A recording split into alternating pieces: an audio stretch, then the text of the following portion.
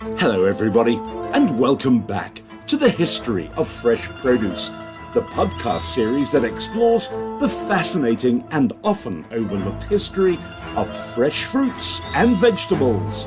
Here are your hosts, Patrick Kelly and John Parp.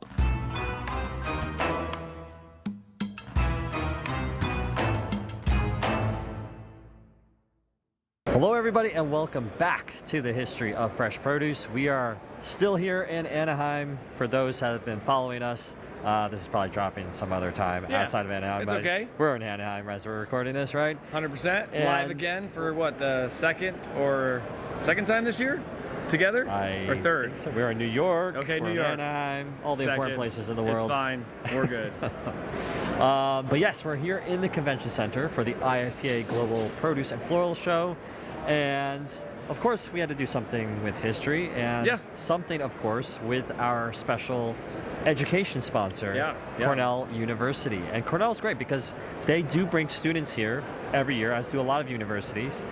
But we have a special place in our heart for Cornell. They are fantastic sponsors, a fantastic legacy at the University for Agriculture, and continuing that education and that legacy with students by bringing them to this very convention and learning more and bringing those young minds and excitement to the industry. 100%. I love it too because we are going to hear from some of the students from Cornell, and some are going to talk about their future plans of what they want to do, where they want to be, and this event is one that helps them in that stepping stone in that process. So I like being a part of it. I love being a part of education and growing our industry together. Absolutely. And so we have collected 4 of them. I think that was their entourage for this year. And so, we're going to ask them 2 questions. One that you kind of just touched on. The next one, of course, is going to be history-centric. We're going to find out if they have a favorite event or person in history that's connected to produce. I'm really excited to hear what their answer is going to be on that. Maybe they even inspire us to do some future episodes next year. Maybe. I think so. I love this show. Again, I think that there's a lot of people and time figures in history that John and I relate to. So I can't wait for you to hear what the students relate to and how it's growing them and how they're looking and viewing things from being in college today versus when we were, or the times before that, or back when it wasn't college and it was just getting on the farm, right? Absolutely. So a lot has progressed and I'm just looking forward to it so much.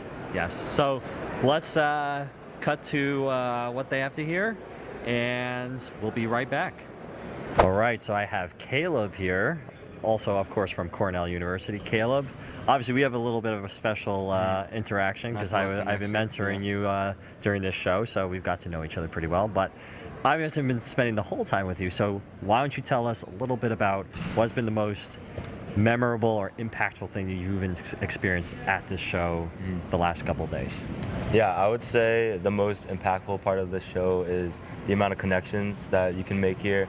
And I just love talking with people within the industry and learning about what they do, and they're all super passionate. That's what I've gotten the most out of talking with people, is that I learned how passionate they are about their job and a lot more caring than other industries, I would say, for sure.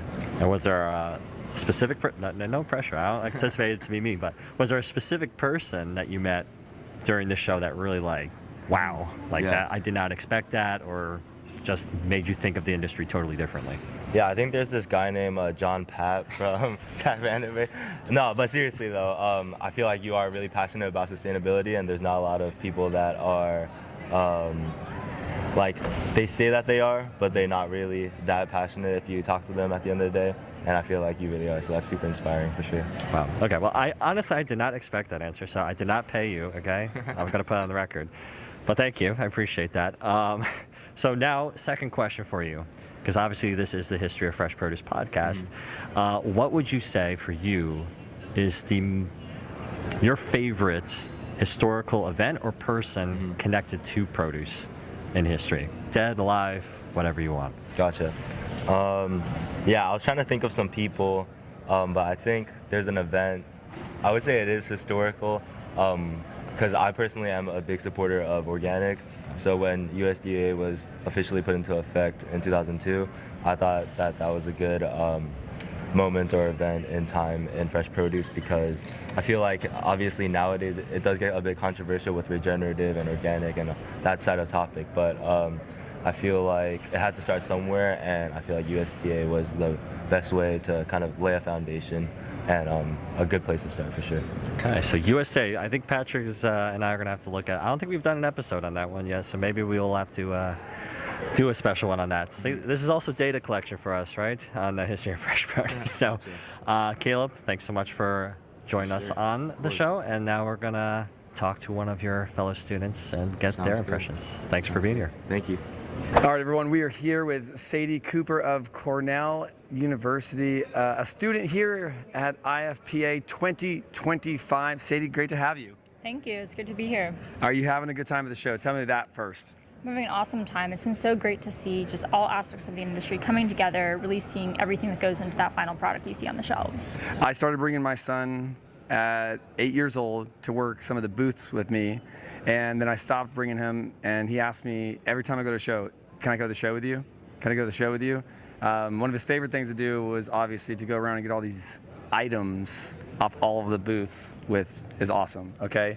But you're here kind of on a mission here, right now from Cornell, and there's some big takeaways in there, right? There's a lot of things. It's overwhelming. There's tons of people, and I would say, what would be your biggest takeaway after walking this show for 2 days? Yeah, of course. So I'd say my biggest takeaway is really, as someone who's interested in plant breeding and genetics, seeing what different individuals from different parts of the entire supply chain are looking for in new varieties. And so as someone who wants to then go and develop new varieties, it's very interesting for me to kind of take that information in consideration and take it forward as I continue my journey as hopefully becoming a plant breeder in the future. I like that. So looking to innovate for our industry, learning from these events will help you get to the right people, get to the right products, and understanding maybe what our industry needs for the future. So as we talk about the history of fresh produce, though, what's one person or one memorable person in history, or even at this show, that has made an impact on you and through your college career? Yeah, so I'd say my favorite kind of historical people, person, or event in history related to produce is the Nix versus Hedden Supreme Court case of 1893, which designated tomatoes as a vegetable as opposed to a fruit. Because someone was trying to import, or someone was trying to ship tomatoes and avoid a tariff, and said, oh, well, they're a fruit. They're not a vegetable, because botanically they are a fruit. But that was taken all the way up to the Supreme Court case. The Supreme Court said culturally they're recognized as a vegetable. So the debate is solved. I love it. We talked about that case in one of our episodes on tomatoes and the history of fresh produce, and loved that case. That was a good one. What we can do to get out of paying an extra bill, right? Yes. I love it. You've got the pedal to the metal right there. She's walking the show, everyone. Thank you. Big shout out to Cornell, and we're going to have a couple more students on. So thank you, Sadie. Awesome. Thank you so much. It's great to be here. This episode of the History of Fresh Produce is brought to you in part by Cornell University. Patrick, what an amazing institution in an amazing state, if I may say so. Absolutely. The brightest minds in food are developing new ways to improve food supply chain efficiencies, marketing strategies to increase consumption, and so much more. I mean, John, we've seen it time and time again. The university produces the future leaders of the produce industry. That's right. And it's really no surprise given their world-renowned faculty. Did you know these programs are not just for college students? Really? They're executive development programs like the one with the International Fresh Produce Association help career professionals level up their skills. For sure. And let's not forget about the impressive research being performed at Cornell. Exactly right. So if you are looking for the next step in your professional career, visit Cornell University's Food Industry Management program at dyson.cornell.edu/outreach/FIMP.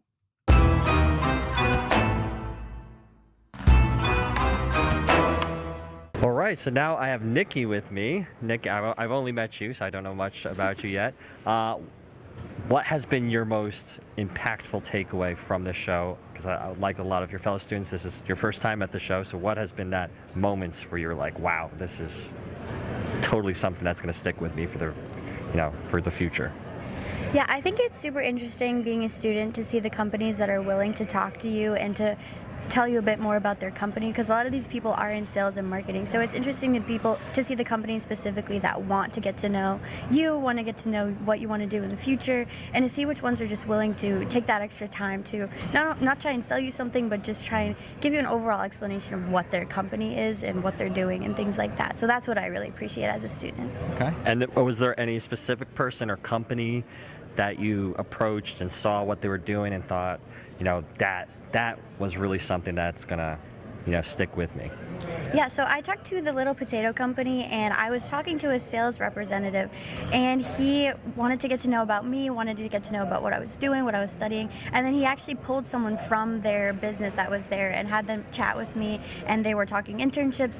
They gave me this really cute little potato stuffy, and it really stuck with me because he got to know me, got to know what I was interested in, and then gave me somebody who was directly interested. And they took that extra time when they had plenty of people they could have been talking to, but they still wanted to talk to me and wanted to get me to talk to people in their business that would be impactful to me. So I really appreciate the extra time they took. Yeah, that's awesome. And that's, I think, something that we see a lot in our industry is that people are super passionate in this industry, and they do want to share their knowledge and experience, because a lot of people don't know about the fresh produce industry. So when somebody's actually genuinely interested, for them it's like, okay, I'm gonna take time to talk to that person. So second question for you, same thing I've been asking. So what event, what person in history connected to produce is something, or some event or some person has really stuck with you or has inspired you? Yeah, so I am really interested in art history, so I think it's cool to see how that's portrayed throughout history and time. So even though Van Gogh wasn't directly involved in produce, he did have this one painting in particular. It was called The Potato Eaters, and it showed the farmers' hands that got the potatoes out of the ground, the people eating it, and I felt like he just did a really good job in a lot of his paintings, portraying the farmers, portraying the people, portraying the product in just a different light than anybody had ever done before. So I really appreciate that part of history, specifically art history.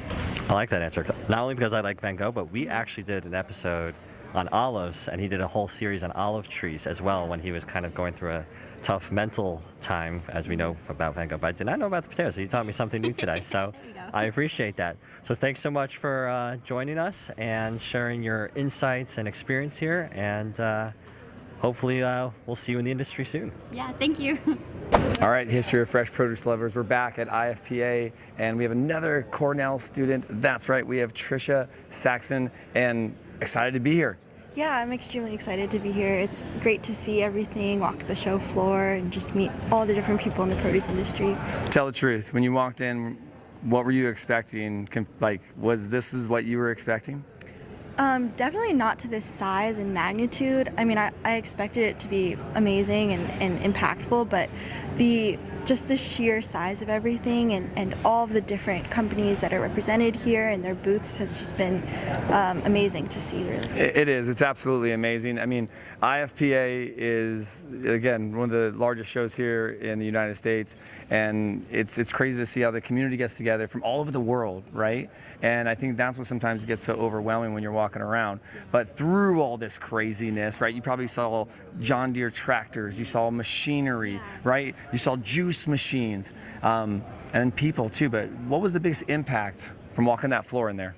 I think seeing all the different career pathways that you can take in this industry, I mean, that's kind of the reason we're here as students, is to see like what are the different journeys we can take through this industry. And I came in with the intent of exploring like food safety in the produce industry, but I also got to talk to people in sustainability and talk to people in sales, and it was just so interesting to see all the different things you can do and how you can contribute to getting fresh produce to the people. You know, I'd say it's a supply chain, right? With everything, there's a supply chain. Behind one piece of fruit, there's so many aspects of it that we don't know about, right? Or you'll soon to learn about. So with food safety, there's also so many aspects of food safety that you can be in, and in sustainability and the supply chain. So speaking of, though, history, who would be that person in history that you relate to or look up to, or, you know, can relate to in this sense?